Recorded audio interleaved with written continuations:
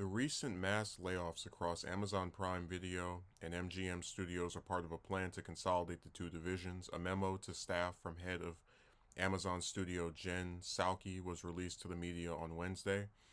An insider familiar with the matter told The Wrap the released memo is accurate. While we will continue to make significant content investments and deliver a robust slate, it's also important that we continue to focus on becoming more operationally efficient and coordinated in driving success across our business, Psaki wrote. Part of these layoffs have to do with a plan to consolidate Amazon Studios and MGM's theatrical distribution. Having one team will allow us to look across our content and decide the best release strategy for each title, Psaki wrote.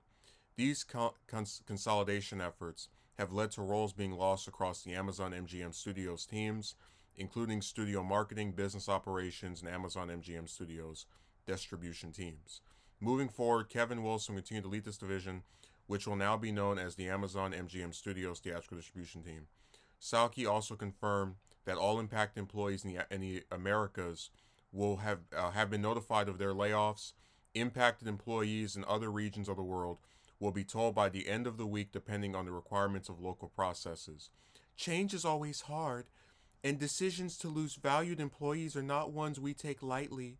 As we shared this morning, we remain very optimistic about the long-term future of Amazon MGM Studios and continue to make significant investments towards making Prime the most loved entertainment hub for customers globally, Psaki wrote. In a separate memo, Psaki and Chris Brereton, Vice President of Corporate Strategy for Prime Video and Studios, also revealed that the MGM scripted television team and the MGM production team will be combining to form a unified creative group. Lindsay Sloan, the former senior EVP of MGM Scripted TV, will lead the combined group. It will focus on continuing to produce premium scripted series for third-party partners and new shows for MGM. Michael Wright will continue to be the head of MGM Plus and will be responsible for all programming and greenlight decisions for the platform. Wright and Sloan will report to Brayton and will be part of a newly created group that will also include MGM Alternative Television, which will continue to be led by Barry Posnick. These teams will also work closely with Vernon Sanders at Amazon MGM Studios on potential series for distribution on Prime Video. We recognize this news is difficult. Please know that we do not take these decisions lightly, Brereton and Psaki wrote in their joint memo. Deadline was the first to report this story. It's so funny how a corporation with billions of dollars can just never not feel like it needs more money. There's no doubt in my mind that if they wanted to keep these employees, they simply could have found them other tasks to do. If they wanted to do their little fusion of their brand or whatever, that's fine. But laying off a bunch of people and probably telling them in an email as well is pretty tacky. And I love how you get the feigned concern.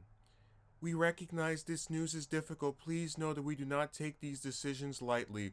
Do you really think that Brereton and Psaki and any of the other pricks that run Amazon are losing sleep because all these people were laid off? No, as long as they have their job, they're fine with it. They don't care. And this is how it is with most of these big corporations. They throw out a whole bunch of people all at once and just kind of don't even bat an eye. But what's most disturbing about this is that it's a global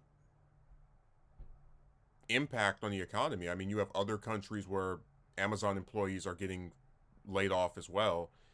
And all for what? Change is always hard, and decisions to lose valued employees are not ones we take lightly. If that were true, if they truly did not take losing valued employees lightly, they would try to keep them. They would go, oh, you know what, we're switching over and we're combining our efforts in these departments, but you know what? We're going to send these employees to this job here, or we're going to restaff them over there.